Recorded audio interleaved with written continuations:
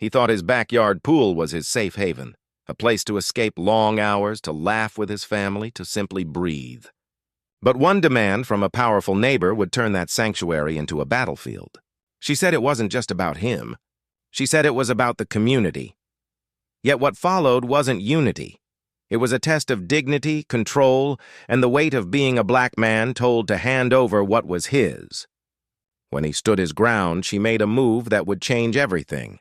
But what she did next would turn neighbors into witnesses, and police into players in a fight he never asked for. Calvin Brewer had worked hard to build a life of peace. By day, he managed endless hours as an IT systems specialist. By evening, he cherished what mattered most: his wife Yvonne, his teenage son Julian, and the quiet rhythm of their Fresno home. For Calvin, the pool in his backyard wasn't just water and concrete. It was his retreat, a symbol of stability, a reward for years of sacrifice. Neighbors often waved as he mowed the lawn or fired up the grill, and on most days the block felt ordinary. But just beneath the surface, there were fractures. Some smiles were thin, some greetings clipped, and Calvin knew, though he never said it aloud, that being the only black homeowner on the street carried its own unspoken weight. That weight was about to press harder than ever. Because when one neighbor decided his sanctuary belonged to her vision of community, Calvin's refusal would trigger a storm that exposed something far uglier than a dispute over a pool, but what started as a knock on his door would soon escalate into a battle no family should ever have to face. It began with a knock that didn't sound like a neighbor's greeting.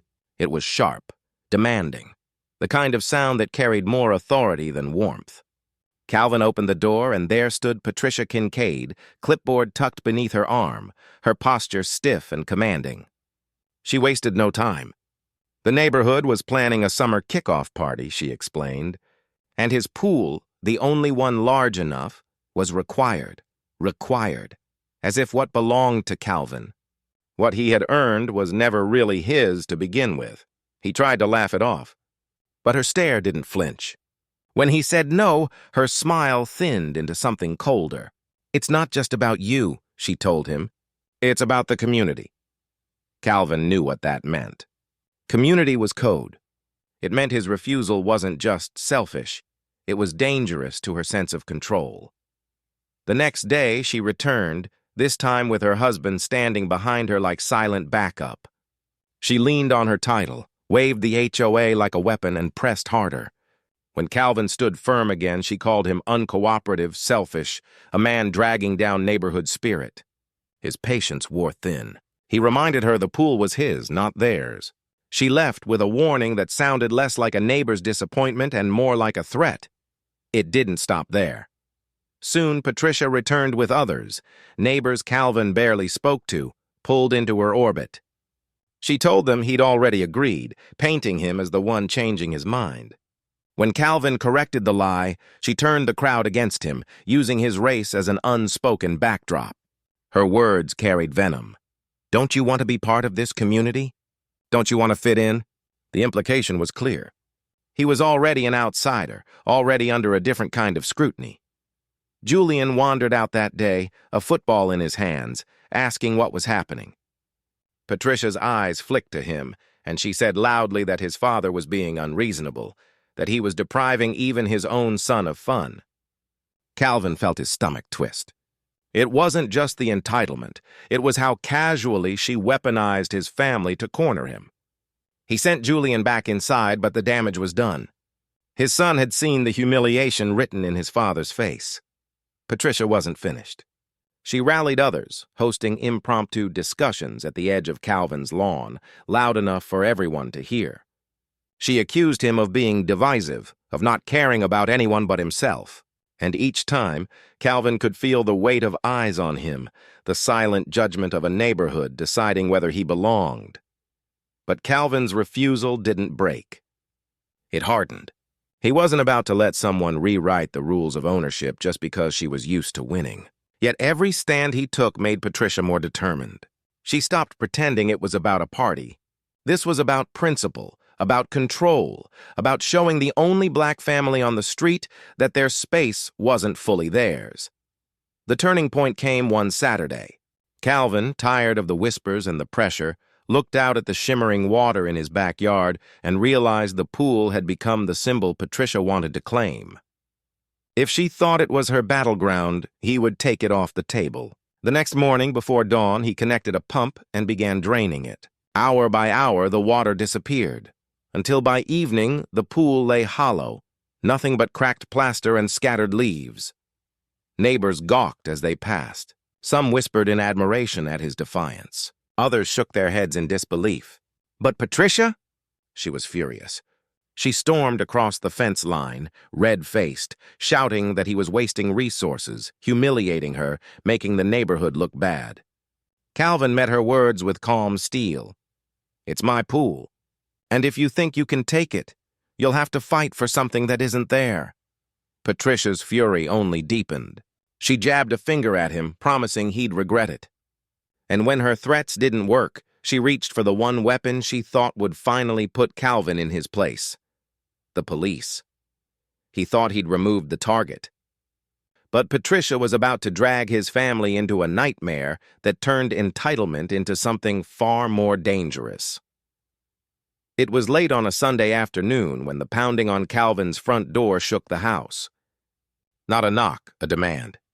He opened it to find Patricia standing stiff, clipboard clutched to her chest, flanked by two neighbors who looked uncomfortable but too afraid to walk away. And then, just beyond them, the red and blue flash of a police cruiser pulling to the curb.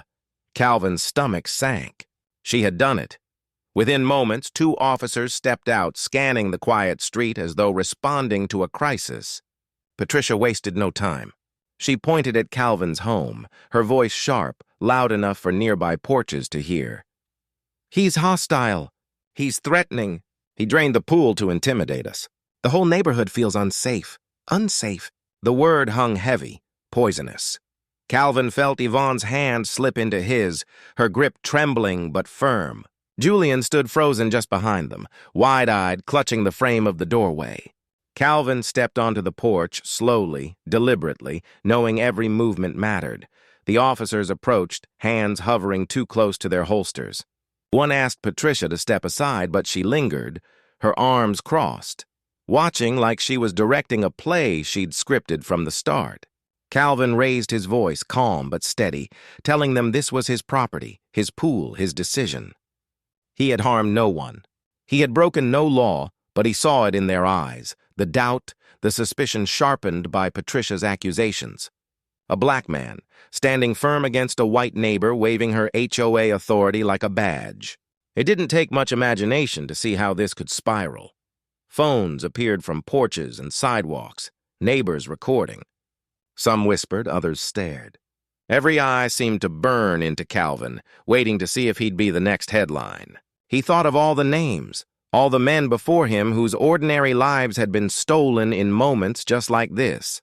He felt the weight of history pressing down, reminding him that the truth alone had never been enough to guarantee safety. One officer asked him to step further away from the door. Another told him to keep his hands visible. His pulse thundered in his ears. He had done nothing wrong, yet here he was, a breath away from disaster. Julian's voice cracked from behind the door. "Dad!" Just one word, but it sliced through the tension like glass. Calvin locked eyes with his son, and in that instant he understood. This wasn't just about him anymore. His son was watching. His son would remember how this moment ended. He raised his hand slowly, deliberately, and spoke with a clarity that left no room for Patricia's lies. "I will not be criminalized in my own home. I will not be bullied into giving away what's mine." The words didn't just hang in the air, they cut through it. A hush fell over the crowd. Even the officers hesitated, caught between Patricia's fury and the quiet strength radiating from a man refusing to be erased. But the story wasn't over. Because the way this confrontation ended would ripple far beyond one backyard pool. The tension broke not with handcuffs, but with hesitation. The officers, surrounded by cameras and murmuring neighbors, chose caution. They asked questions, checked details, and soon realized Patricia's outrage was built on entitlement, not truth. With nothing to charge him with, they left, their cruisers disappearing down the street as quickly as they had arrived. Patricia stood frozen, her clipboard pressed against her chest like a shield that no longer held power. For the first time, the crowd's gaze wasn't on Calvin, but on her. Whispers turned into side glances, heads shaking. Some neighbors walked away without a word. Others stayed only long enough to make it clear. She had gone too far. Calvin closed his door that night with his family beside him, the silence heavy but different. It wasn't peace, not yet. The scars of the confrontation lingered. The fear in Julian's eyes, the tremor in Yvonne's hand, the knowledge that one false move could have changed everything. But there was also strength. He had refused to surrender what was his, refused to let lies and prejudice rewrite the truth of his own home.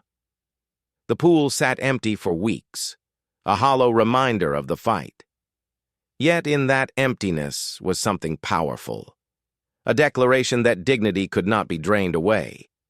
And while Patricia eventually faded into the background, her influence weakened, the impact of that day didn't vanish. It lived in every quiet glance Calvin exchanged with his son. Every moment he reminded his family that standing firm, even in the face of injustice, was not only survival, but resistance.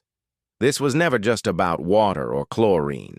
It was about who gets to feel safe in their own space, about who is believed when accusations fly, about how easily Black lives can be twisted into threats, even in the most ordinary of settings. Alvin's story is one of thousands, different faces, different details, but the same core truth, that the fight for dignity, for safety, for the right to simply exist without suspicion, is far from over. So the question is not just what happened in one neighborhood. The question is, how many more times must families face this fear before the world learns to listen, to change, to see? Because until that answer comes, stories like Calvin's won't be the exception. They will remain the warning, the